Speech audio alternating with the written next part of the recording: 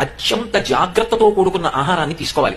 ఏది పడితే అది, ఎక్కడ పడితే అక్కడ తినడం అనేటటువంటిది అలవాటు చేసుకోకూడదు. మా చిన్నతనంలో అమ్మ పెట్టినటువంటి సద్దెన్నం తినడం వినా, అసలు చిన్నతనంలో మేము పలహారం అనేటటువంటిది నాకు తెలిసి నేను ఉద్యోగంలో చేరిన తరువాత పలహారం చేయడం అన్నది అలవాటు చేసుకున్నాను. అప్పటి వరకు నాకు చిన్నతనంలో పలహారం చేయడం అనేటటువంటి మాట తెలియదు. అది నా గొప్పగా చెప్పట్లేదు. ఇప్పటికీ వెంకటేశ్వర స్వామి వారు ఉదయం వేళ తీసుకునే ప్రసాదం ఏమిటో తెలుసా? మాత్రా ప్రసాదము అంటారు.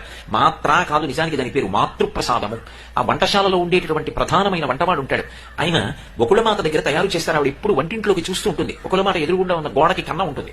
ఆ వంటశాలలో పెరుగన్నం తయారు చేసి ఓడు అంటారు. ఒక కొత్త కుండ బద్దలగొట్టి ఆ కుండ పెంకులో పెరుగన్నం పెట్టి, ఆ పెరుగన్నం ఉన్నటువంటి కుండ పెంకు ఒక్కటే కులశేఖరాల వారు పడి దాటి లోపలికి తీసుకెళ్తారు. మిగిలినవి ఎన్ని ప్రసాదాలు చేసినా గంగాళంతో ప్రధాన గడపకి యువతలే ఉంటాయి, లోపలికి వెళ్ళవు. ఒక్క పెరుగన్నం మాత్రం లోపలికి తీసుకెళ్తారు. అంటే వెంకటేశ్వర స్వామి వారు కూడా ఇప్పటికీ ఏం తింటారు అంటే అమ్మ చేత్తో పెట్టినటువంటి పెరుగు అన్నం తింటారు. ఉదయం వేళ పెరుగు అన్నం తినడం విశేషమైనటువంటి బలానికి కారణం. అది రాత్రి పెరుగన్నం తింటే ఒక పట్టాన జీర్ణం అవ్వదు, బరువు. ఉదయం వేళ తినాలి పెరుగు అన్నం. ఏది శరీరాన్ని పోషిస్తుందో, ఏది ఎక్కువ కాలం రసాయనములు వేసి నిలవ చెయ్యలేదో, చక్కగా మన దేశానికి ఏమి లోటు, అసలు ఫ్రిడ్జ్ అవసరం లేకుండా ఏ రోజు కావాలంటే ఆ రోజు తాజా ఆకుకూరలు, కాయగూరలు, పళ్ళు దొరికేటటువంటి దేశం మన దేశం. ఏ రోజు కాయగూరలు ఆ రోజు దొరుకుతాయి. మన దేశంలో పరమ ప్రేమతో బిడ్డలకి అన్నం వండి పెట్టేటటువంటి తల్లులే తప్ప ఏదో ఫ్రిడ్జ్ లో పెట్టి వారం రోజులు పిల్లలకి పెట్టేటటువంటి సంస్కృతి ఉన్నటువంటి